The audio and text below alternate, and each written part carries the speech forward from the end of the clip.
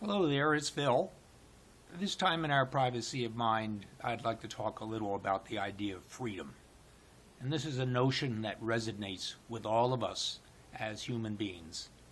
And there's a wonderful story about freedom, and it's in the book Jonathan Livingston Seagull. And Jonathan was a seagull who was not like the other seagulls. For him, flight was actually synonymous with freedom. And he desired to fly higher and faster than any of the gulls had ever done.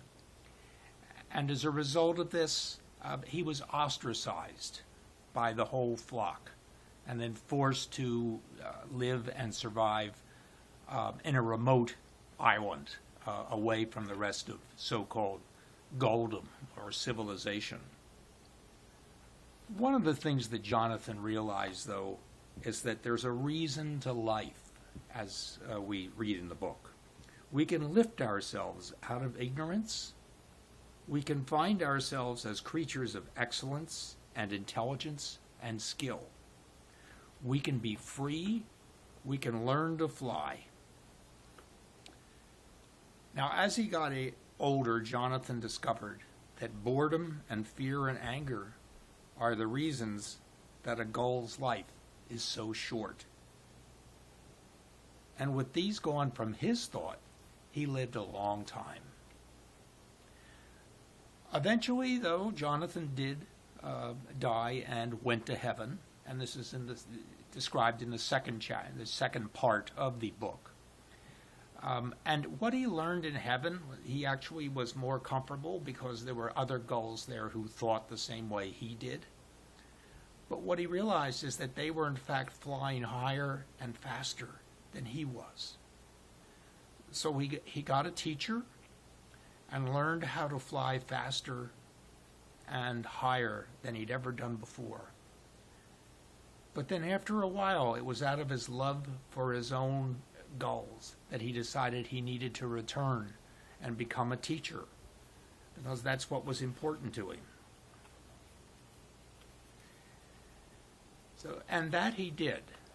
And some of the things he had learned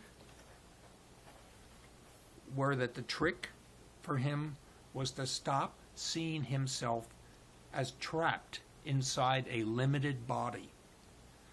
The trick for Jonathan was to know that his true nature lived as perfect as an unwritten number everywhere at once, across space and time.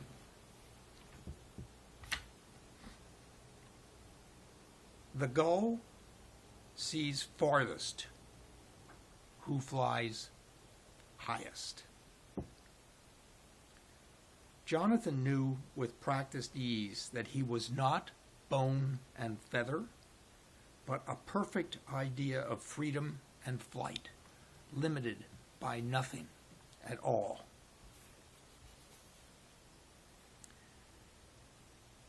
As he was teaching when he came back to Earth to pick out a few gulls who might be willing and rebellious enough to decide they too wanted to think individually and seek freedom, in his teachings he spoke of very simple things: that it is right for a gull to fly, that freedom is the very nature of his being, that whatever stands against that freedom must be set aside, be it ritual or superstition or limitation in any form.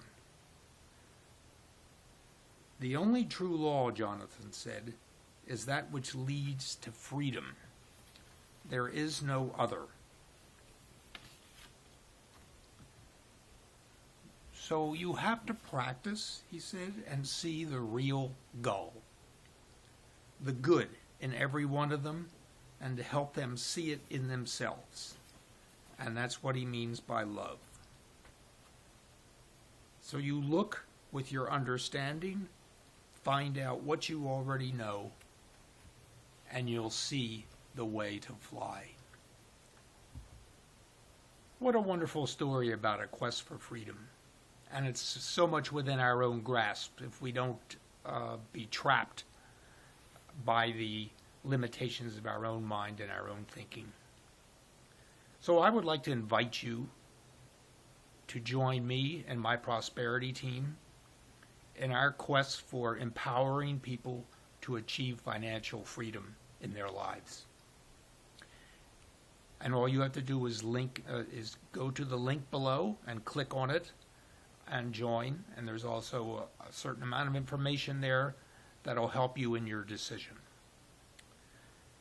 And then below that link is some information about the daily Think and Grow Rich Mindset call, which I invite you to attend and participate in every day, Monday through Friday. This is the call of over 400 entrepreneurs worldwide who practice the philosophy and the teachings of Napoleon Hill in his book, Think and Grow Rich. So with that, I wish you well. Have a good week, a good day, and see you next time. Bye.